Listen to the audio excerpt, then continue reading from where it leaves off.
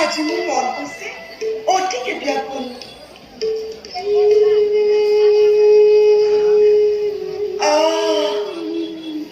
কোকিলৰ সুমধুৰ কণ্ঠস্বৰে মন প্ৰাণ একেবাৰে হৈ দিছে মোৰ। বনৰীয়া ফুলবিলাকে হাত চালি নিজৰ মাজতে মনৰ ভাগ কৰি থকা।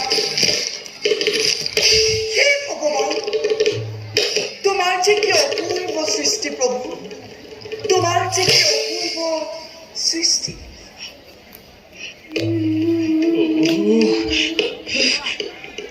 জননী স্বৰূপা জানকী মাতৃক মই কোনো দিন কোৱা নাই মিছা কথা। মই কদাপিতো কৰা নাই মিছা অভিনয়। কিন্তু হে ভগৱান, আজি মই কোন হতে প্ৰকাশ কৰোঁ এই নিদাৰুণ সত্য।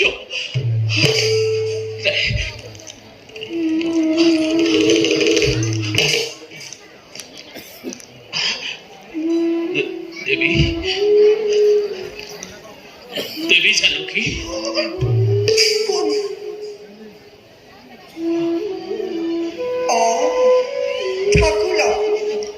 ঠাকুৰ লক্ষ্মণৰ সেৱা গ্ৰহণ কৰিবা দেৱী।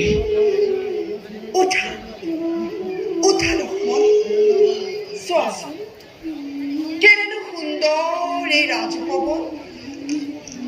নালাগিলে আনন্দ মনত তোমাৰ ইয়াত বিচৰণ কৰি? সঁচাকৈ দেৱী, সঁচাকৈ সুন্দৰ আমাৰ এই ৰাজভৱন। কিন্তু দেৱী, ইয়াতকৈও সুন্দৰ বাল্মীকিৰ পুণ্য তপোবন।